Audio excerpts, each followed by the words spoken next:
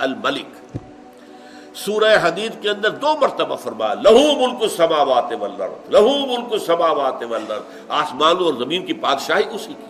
الملک، اسی سے وہ 8 جو اسماء ہیں، الملک القدوس السلام المومن المہیمن العزیز الجبار المتکبر، اس میں بھی پہلا الملک ہے، وہ بادشاہ ہے۔ القدوس، دنیا میں کوئی تصور نہیں ہے بادشاہ کا کہ جو کسی عیب سے پاک ہو۔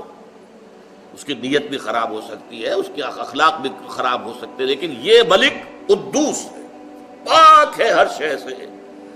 العزیز، زبردست، العزیز جس کا اختیار مطلق ہو۔ آپ کو معلوم ہے کہ پولیٹیکل سائنس کا یہ ایکسیم ہے، اصول ہے، authority tends to corrupt and absolute authority corrupts absolutely۔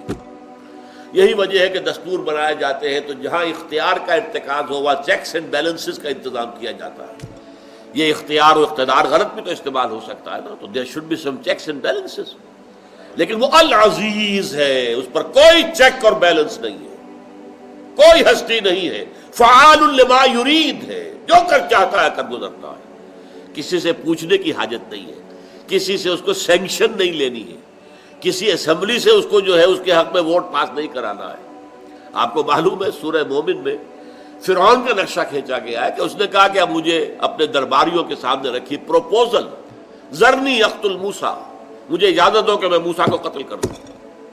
اب فرعون خدائی کا دعوے دار، لیکن اسے نظر آ گیا تھا کہ موسیٰ کی دعوت سے معلوم ہوتا ہے کہ ہمارے اندر ان روڈز بن گئے ہیں، ہمارے سرداروں میں سے کچھ لوگ اس کے سمپیتھائزرز ہیں اور اس کے ساتھ ہمدردی رکھتے ہیں، لہذا اس نے باقاعدہ اسمبلی میں قرارداد پیش کی، ذرنی اقتل موسیٰ۔ اس وقت پھر ایک مومن جو تھے آل فرعون میں سے وہ کھڑے ہو گئے، ان کی تقریر جو ہے قرآن مجید میں کسی نبی اور رسول کی تقریر بھی اتنی مفصل نقل نہیں ہوئی ہے جتنی اس مومن آل فرعون کی، لہذا بے بس ہو گیا فرعون، وہ اس فیصلے کے اوپر عمل نہیں کر سکا، حالانکہ خدائی کا دعوے دار۔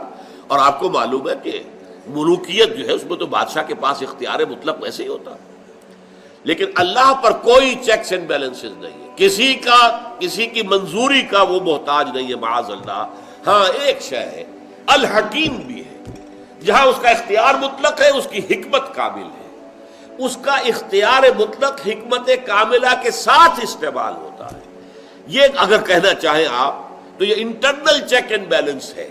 اللہ تعالیٰ کے اختیار مطلق کو اگر کوئی شے بیلنس کرتی ہے تو اس کی حکمت کاملہ ہے، وہ جو بھی فیصلہ کرتا ہے حکمت کاملہ کے تحت کرتا ہے۔